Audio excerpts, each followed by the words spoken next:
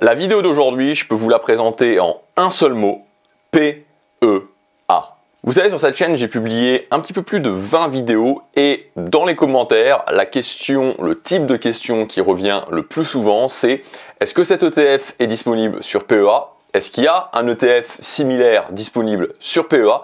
Est-ce que je peux appliquer cette stratégie sur PEA? Alors ce que j'ai décidé de faire, tout simplement, c'est que j'ai décidé de faire une vidéo où on va construire ensemble un portefeuille complet et performant sur PEA. Alors, pas tout à fait entièrement sur PEA, je vais vous expliquer tout de suite pourquoi dans l'introduction, mais la majorité sera sur PEA. Alors pour cette vidéo, je vous ai aussi, un petit peu comme d'habitude, préparé un fichier bonus, un fichier complémentaire. J'ai souvent des très bons retours sur ces fichiers bonus. Alors cette fois-ci, je me suis vraiment arraché, je vous ai fait un fichier complet qui va reprendre tous les ETF qu'on va voir dans cette vidéo avec tous les détails dont vous avez besoin pour les retrouver, pour voir aussi le prix de la part, pour voir aussi tout simplement leur performance. Bref, tous les détails dont vous avez besoin pour retrouver ces ETF et pour voir s'ils vous conviennent. Tout ça synthétisé dans un grand tableau et le portefeuille et les différentes parties du portefeuille qu'on va construire ensemble sont aussi présentes dans ce tableau. Donc vous avez vraiment un tableau complet, récapitulatif pour tout simplement en un coup d'œil voir l'ensemble de cette vidéo, voir vraiment la totalité des ETF et du portefeuille qu'on construit ensemble dans cette vidéo.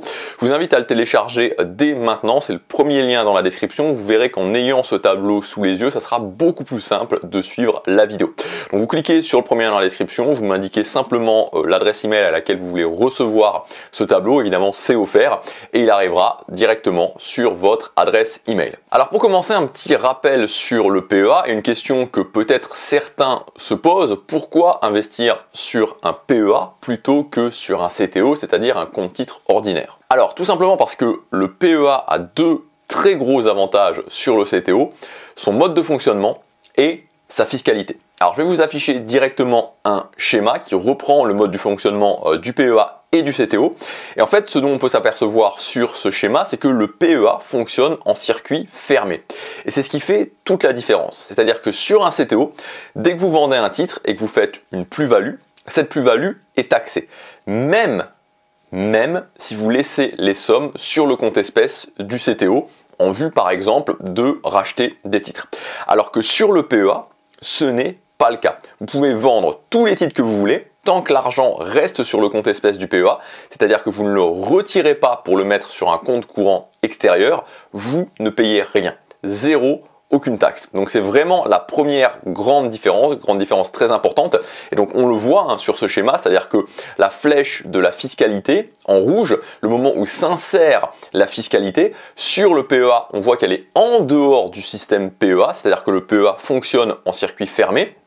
Sur le CTO, on voit qu'elle est à l'intérieur du système CTO et on voit donc qu'elle s'insère dès que quelque chose arrive sur notre compte espèce. Donc sur le CTO, les taxes s'appliquent au moment du versement de vos gains sur le compte espèce. Sur le PEA, c'est au moment des retraits du compte espèce vers un compte extérieur. Deuxième gros avantage du PEA, j'imagine que la plupart d'entre vous sont au courant de ça, c'est que au bout de 5 ans, vous êtes exonéré d'impôts. C'est-à-dire que dès que votre PEA atteint l'âge de 5 ans, vous ne payez plus les 12,8% au titre du prélèvement des impôts à la source, vous ne restez redevable que des prélèvements sociaux, c'est-à-dire une taxe de 17,2% au lieu de 30%, ce qui évidemment n'est pas négligeable et toujours sur les retraits du PEA, bien entendu. Alors évidemment, tout serait parfait dans le meilleur des mondes, entre guillemets, si le PEA ne comportait pas quelques désavantages. Donc le premier désavantage, c'est son plafond de versement, puisqu'il est que de 150 000 € maximum sur votre PEA. Donc vous allez me dire évidemment que 150 000 € c'est déjà pas mal, surtout qu'il s'agit de versement, les intérêts ne sont pas compris dedans, mais c'est quand même un facteur limitant. Et deuxième désavantage, le PEA, comme son nom l'indique, est un plan d'épargne en actions. Donc tout ce qui touche aux actions en général, vous aurez du choix, un certain choix. En revanche, pour tout ce qui concerne ce qu'on pourrait appeler la partie sécuritaire, par exemple les ETF obligataires, c'est extrêmement restreint. Dans les faits, à l'heure actuelle, il n'existe même qu'un seul ETF obligataire, il est sur les obligations d'État européens et c'est loin d'être le meilleur. Et donc, du coup, une bonne idée, c'est de combler la stratégie PEA pour la partie rendement à une stratégie assurance vie pour la partie sécuritaire. Car déjà, l'assurance vie n'est pas plafonnée, vous pouvez verser autant que vous voulez sur le contrat. En plus, c'est exactement comme le PEA, elle fonctionne en circuit fermé. Tant que vous ne sortez pas de l'argent de votre assurance vie, vous n'êtes pas taxé. Donc dans votre assurance vie, vous pouvez passer d'une unité de compte à une autre unité de compte et même au fonds euro, vous ne payez pas de taxes. Alors attention quand même, suivant les contrats, il peut y avoir des frais d'arbitrage. À savoir que si vous choisissez bien votre contrat, et notamment sur les contrats en ligne, il n'y en a pas. Et en plus, l'assurance vie, comme le PEA, dispose d'une fiscalité très avantageuse. Alors je vous affiche un tableau, je ne vais pas forcément rentrer dans le détail dans cette vidéo, vous avez une autre vidéo sur l'assurance vie que j'ai publiée il y a déjà pas mal de temps, vous pouvez la voir sur cette chaîne, il y a plus de détails. Mais en gros, après 8 ans de détention, vous avez un abattement de 4 600 € avant taxation et de plus, vous ne payez que 7,5% d'impôt au lieu de 12,8%. Donc du coup, vous avez compris que dans cette vidéo, on va coupler la partie rendement sur le PEA à la partie sécuritaire sur l'assurance vie. Alors évidemment, comme les assurances vie sont des supports qui sont très spécifiques, c'est-à-dire que chaque assurance vie propose sa liste particulière et spécifique d'ETF, c'est quasiment impossible de choisir des ETF éligibles à toutes les assurances vie. C'est quasiment du cas par cas. Et donc pour les besoins de cette vidéo, j'ai choisi l'assurance vie Linksea Avenir 2 car c'est un contrat très performant dans la mesure où les frais sont très faibles, qu'il n'y a pas de frais d'arbitrage et qu'il propose à l'heure où je fais cette vidéo 77 ETF, ce qui est pas mal du tout. Et donc il peut convenir à vraiment pas mal de personnes. Ceci étant dit, si vous avez déjà une assurance vie performante, je pense par exemple à l'assurance vie de Boursorama ou autre, pas de panique. Vous pouvez toujours regarder les ETF que je vous indique dans cette vidéo, donc voir s'ils sont disponibles sur votre contrat ou vous en inspirer ou trouver des ETF disponibles dans votre contrat qui sont relativement proches. Donc on va commencer immédiatement cette vidéo et on va commencer à construire la partie rendement. Alors je vous l'indique aussi tout simplement, on va partir sur une allocation stratégique assez classique, 70% pour la partie rendement et 30% pour la partie sécuritaire, ce qui peut convenir à pas mal de personnes. Donc on va commencer avec la partie fondation, la partie core, c'est-à-dire vraiment les ETF principaux de la partie rendement. Donc premier ETF et on commence sans surprise avec l'ETF BNP Paribas Easy S&P 500. Le S&P 500 c'est vraiment une valeur sûre, il assure historiquement une performance annualisée de 10% depuis 90 ans. C'est un incontournable à avoir dans son portefeuille. Et en plus, grâce à la réplication synthétique, il est accessible au PEA. Alors si on regarde cet ETF spécifique, l'ETF BNP Paribas, il a beaucoup d'avantages, donc il a un encours important, 1496 millions d'euros, il a peu de frais, 0,15%, il est capitalisant et cerise sur le gâteau, si on regarde ses performances annualisées de 1 à 10 ans, il surperforme son indice. Alors pas de beaucoup, on est dans la gestion passive évidemment, mais il surperforme quand même. Et enfin, la volatilité, on a 19,13% sur 3 ans, ce qui n'est pas énorme pour des actions. Encore une fois, je vous indique, pour que vous ne soyez pas noyé dans la masse d'informations, vous pouvez télécharger tout le tableau récapitulatif dans le premier dans la description avec tous les ETF, leurs performances, le prix de la part, etc. Et les portefeuilles sont aussi affichés, sont aussi designés dans ce tableau. Deuxième ETF de cette partie fondation, donc le BNP Paribas Stock Europe 600. Donc pour rester dans les grandes capitalisations, mais se diversifier sur l'Europe. Alors pour le coup, il est encore moins cher, moins de 15 €. Les frais sont faibles aussi, 0,20%. L'encours sous gestion est de 715 millions d'euros. Il est très légèrement moins volatile que l'ETF précédent, mais ça se joue vraiment à très peu. En revanche, il est moins performant que l'ETF S&P 500, même si on voit sur le tableau que lui aussi surperforme son indice. Donc on se rend mieux compte de ça sur le graphique que je vous affiche. Donc je vous ai mis le graphique depuis 2020, la période Covid.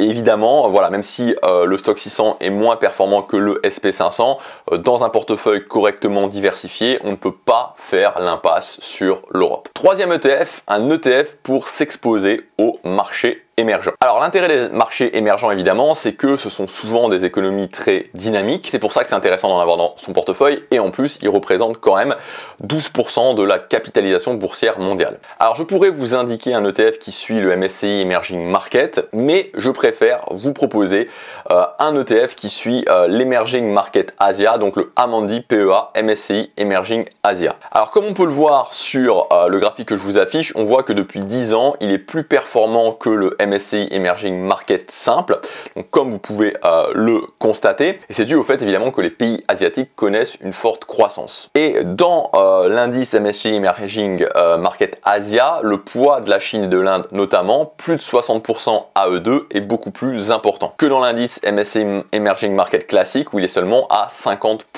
Alors ici, ce qu'il faut savoir, et ce que je vous dis, c'est que si vous remontez plus loin dans le temps, on s'aperçoit que le Emerging Market classique est plus performant. Donc sur les 10 dernières années, c'est le Emerging Market Asia qui est plus performant. Si on remonte plus loin dans le temps, c'est l'autre qui est plus performant.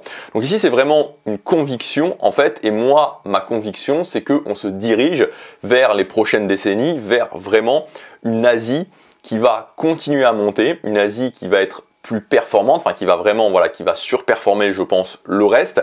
Et donc, de mon point de vue, c'est intéressant de surpondérer au niveau de l'Asie. Mais encore une fois, c'est mon conseil. Après, c'est à vous de prendre votre décision. Donc, comme les ETF précédents, il est peu cher, autour de 20 €. Il a peu de frais, 0,20%. Il est capitalisant. Son encours est un peu plus faible, mais ça reste très raisonnable, plus de 500 millions. Quatrième et dernière ETF pour cette partie fondation, un ETF pour se diversifier sur les petites capitalisations. Alors cet ETF, c'est le Amundi Russell 2000. Alors très honnêtement, c'est vrai que quand vous regardez ses caractéristiques, il est cher, plus de 250 €. L'encours sous gestion est faible, moins de 150 millions.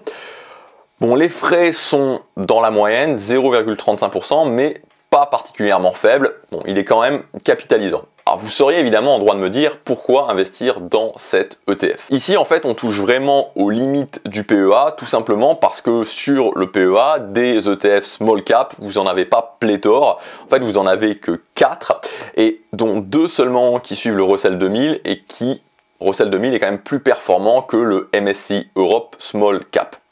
Donc je vais être très clair sur un point. Donc ici on est dans le cadre d'une vidéo où on construit une stratégie donc sur PEA, donc le CTO est exclu. Si on était dans le cadre d'une stratégie globale avec accès au CTO, je ne vous conseillerais pas cet ETF. Vraiment, voilà, je ne vous conseillerais pas cet ETF et je vous conseillerais clairement, si vous voulez des small caps, d'aller les chercher sur CTO. On a des ETF qui sont bien meilleurs. Mais dans le cadre de cette vidéo où on se limite au PEA, vous avez deux solutions. Soit vous prenez cet ETF, soit vous faites l'impasse sur les small caps. C'est à vous de voir. Voilà, moi je suis très honnêtement, si je faisais que sur PEA, je ne sais pas forcément ce que je ferais. Peut-être que je ferais l'impasse sur les small caps parce que c'est pas non plus obligatoire d'avoir des small caps. Là encore une fois, voilà, c'est vraiment à vous de voir. Si vous voulez les small caps sur PEA, vous n'avez pas le choix. Le moins mauvais, c'est celui-là. Maintenant qu'on a terminé cette partie fondation, donc dans la partie rendement, on va passer à ce qu'on appelle la partie satellite ou la partie surperformance. Donc là, je vous afficherai un graphique où vous pouvez voir qu'est-ce qui se passe en termes de performance si on prend simplement la partie core, donc la partie fondation, ou si on prend la partie core plus la partie satellite. Et donc on voit qu'on a une surperformance. On voit que ça se suit, donc la volatilité n'explose pas, et on a une surperformance, donc une surperformance qui va certes être limitée, 1-2% annualisé en général, mais qui va être vraiment sur le long terme très intéressante. Donc c'est ça vraiment d'une façon générale l'idée de rajouter une partie satellite, donc de rajouter une partie surperformance. Alors je vous cache pas encore une fois, même voilà, même histoire que juste avant, sur le PEA c'est très limité, c'est très difficile, beaucoup plus difficile que quand on a un CTO avec soi, parce que sur CTO, il y a beaucoup plus de possibilités et beaucoup plus d'ETF qu'on va pouvoir mettre dans cette partie de surperformance. Cependant, on va faire dans le cadre du PEA, et donc premier ETF satellite, c'est le Lyxor PEA Nasdaq 100, donc quasiment un incontournable hein, si on veut faire ça si on veut avoir une partie satellite sur PEA. Donc même si le Nasdaq 100 ne suit pas uniquement des valeurs technologiques, la technologie pèse quand même plus de 50% dans cet ETF. Et donc c'est vrai que du coup, les ETF qui suivent cet indice ont vécu une année 2022 assez horrible. Moins 15% pour le Lyxor PEA Nasdaq 100. En même temps, si on regarde sur le graphique sur 5 ans et qu'on compare au SP500, on est toujours au-dessus avec plus 14,57%. Donc la part coûte un peu plus de 40 €, il est capitalisant. l'encours est assez faible, mais ça n'impacte pas les frais qui restent à 0,3%. Et enfin, deuxième ETF satellite pour conclure, c'est vraiment un ETF de conviction, le Lyxor PEA. Donc on investit sur l'eau un petit peu comme on investit sur la santé. C'est des tendances de fond pour l'avenir à avoir donc sur le long terme. Donc pourquoi plutôt l'eau que la santé? Tout simplement, si on regarde le graphique, si on compare les deux seuls ETF éligibles au PEA, un sur l'eau et un sur la santé, sur 10 ans, le Lyxor PEA Eau a de meilleures performances. Alors l'encours est faible, très faible même, 43,8 millions, mais cela s'explique par le fait que c'est presque un ETF de niche. Comme je vous le disais, c'est vraiment un ETF de conviction. Mais ce qu'on peut voir, c'est qu'il est plus très jeune, 2014, donc il a presque 10 ans, donc il a fait ses preuves, il correspond à une certaine demande, même si cette demande est faible, et c'est d'ailleurs à cause de son faible encours que le gestionnaire se rémunère sur les frais 0,60% quand même. Après, il est pas cher, moins de 24 € et il est capitalisant. Si vous pensez que l'eau est une thématique d'avenir, si vous avez une conviction là-dessus, ça peut être intéressant. Et la performance annualisée donc sur 8 ans est de 9,1% quand même. Alors maintenant, on va passer à la partie sécuritaire. Donc comme je vous l'ai dit ici, exit le PEA tout simplement parce qu'on ne peut rien faire de correct sur un PEA en termes de partie sécuritaire. Et donc on passe sur l'assurance vie Lynxea Avenir 2. Donc là, je vous ai sélectionné 3 ETF avec des optiques différentes, même si évidemment dans la partie sécuritaire, évidemment le but c'est la stabilisation, d'apporter une notion de sécurité à son portefeuille. Donc le premier ETF, c'est un grand classique, on va dire, le Lyxor US Treasury 10+. Donc c'est un ETF sur les emprunts d'État américains long terme. Alors c'est vrai que depuis 2021-2022 et la hausse importante des taux d'intérêt par les banques centrales, cet ETF et les obligations long terme en général sont beaucoup moins intéressantes. Mais encore une fois, il faut les envisager comme des investissements long terme, et sur le long terme, les taux d'intérêt vont finir par se stabiliser et ensuite redescendre. Et donc dans cette optique, c'est intéressant d'avoir des ETF obligataires long terme dans son portefeuille, car pour la plupart, en temps normal, ils sont décorrélés des actions. Et donc il y a vraiment cet effet inverse par rapport aux actions. En ce qui concerne ces caractéristiques, il vous coûtera 117 € la part. L'encours est assez important, 631 millions. À noter qu'il a très peu de frais, 0,07% seulement.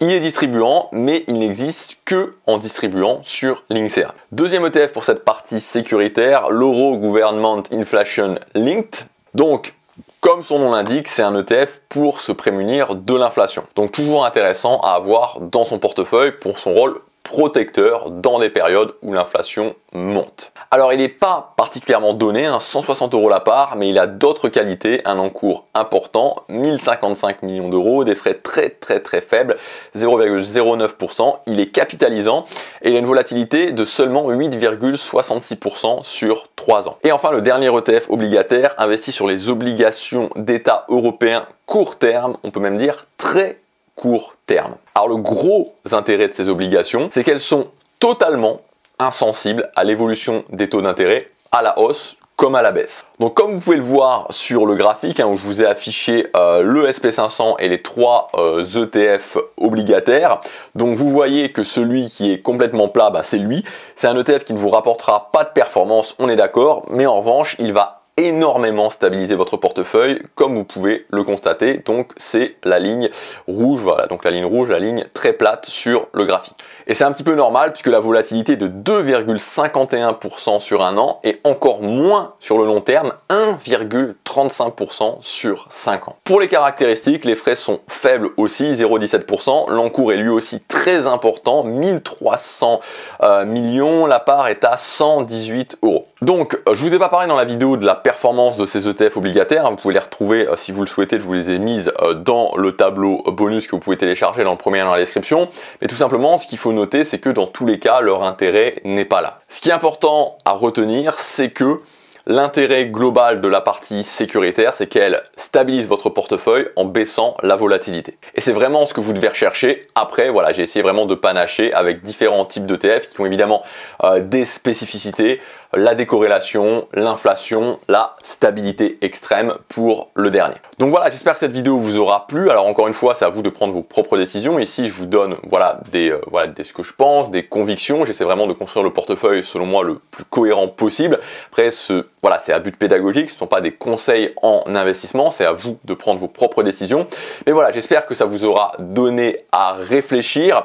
Maintenant, comme je vous disais, vous avez tout le récapitulatif complet de la vidéo de tous les ETF, de toutes leurs caractéristiques, de toutes leurs données, toute la data de ces ETF et le design complet des portefeuilles, du portefeuille, de chaque partie du portefeuille, core, satellite et sécuritaire dans le tableau que vous pouvez télécharger gratuitement dans le premier lien dans la description. Je vous mettrai aussi une vidéo complémentaire avec la construction d'un portefeuille complet, mais cette fois-ci avec PEA et CTO, et je vous mettrai aussi la dernière vidéo que j'ai publiée qui vous donnait aussi de l'inspiration au niveau d'ETF à avoir dans la partie satellite de son portefeuille, de différents ETF à avoir, qui ne doivent pas représenter l'essentiel de votre portefeuille, mais de différents ETF à avoir en 2023, qui peuvent être intéressants à avoir dans la situation actuelle en 2023. Je vous mettrai aussi le lien dans la description.